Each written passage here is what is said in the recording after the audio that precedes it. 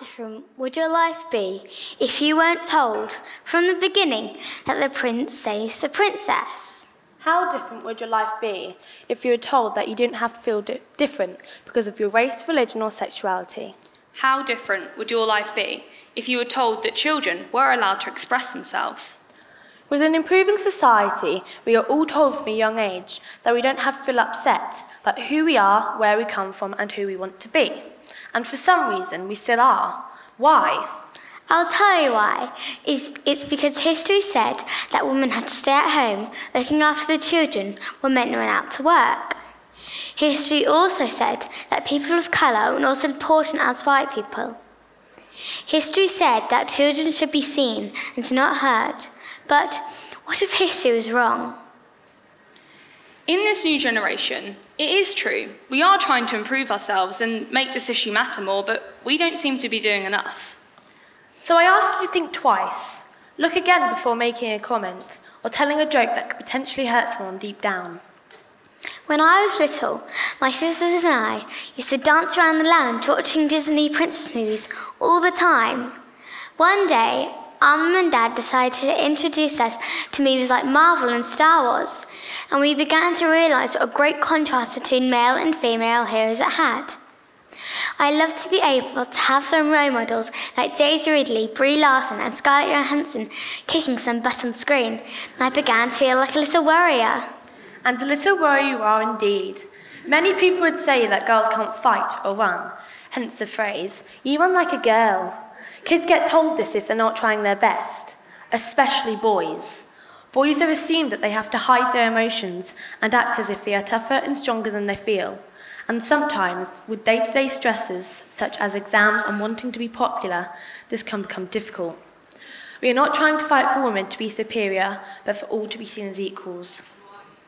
And you see, this is what we need more of. Young people speaking up about what they believe in and taking control of their future. People like Greta Thunberg, who are currently standing up for climate change, are trying to make a difference about an extremely important issue. And a big difference she has made. But those few people who can't be bothered to listen to a child, well, they're the ones preventing us from doing what needs to be done. Another great young influencer is Malala. She stood up for girls' rights to an education in Pakistan. People like this are needed and deeply admired all over the world. To contribute towards making a difference and preventing global warming, a group of us at my school decided to start an environmental council because we believe we can change our community from bottom to top. We have over 100 young voices currently a part of it, and with a little stamina and resilience, I know we can make a change. But this can only happen if you adults give us children the chance to speak up. This is our future, remember, and we need to do something about it. Another part about changing our future and having equality is that we give everyone the same opportunities and chances, no matter what race, religion or background you are. We all have the same rights. It's true. It's good to be different, to have our own personalities, but we shouldn't be judged or discriminated because of it. Imagine if Rosa Parks took off her seat on that bus and let the white guy sit down instead. Our society today would be extremely different. For thousands of years, black people were put into slavery and were told that they could never be something great just because of their skin colour. But Rosa Parks changed that because she believed that the world and humanity could be better than it was. On November 4th, 2008, Barack Obama was elected the President of the United States of America. It was indeed one of the greatest days in human history. Obama was officially the first black American president and was about to make a load of amazing changes to many lives across the world. His wife, Michelle Obama, is an equally amazing person, constantly fighting for girls' education and for equality in general. Both became idols to so many people and had a huge impact on the world. Remember how we would talk about female warriors earlier? Well, if any of you have watched Harry Potter, then you may be familiar with the witch known as Hermione. Not only she was constantly fighting for the rights of magical creatures, but she was a very intelligent young girl, considered the brightest witch of her age. Emma Watson, who plays Hermione Granger in all the Harry Potter movies, is a lot like her character. Emma has done many things to fight not for the rights of magical creatures, but to fight for equal rights in everyone. She's a particular influencer and we all look up to her.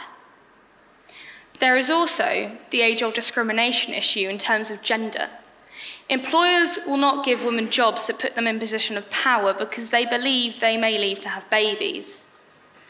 According to UK government data in 2018, 74% of British businesses pay more to men than they do women, leaving only 15% of businesses with over 250 employees who pay more to women than they do men, and less than 11% that are equal.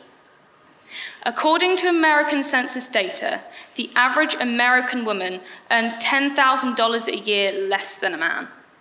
This is considerably a lot less. Why is this fair?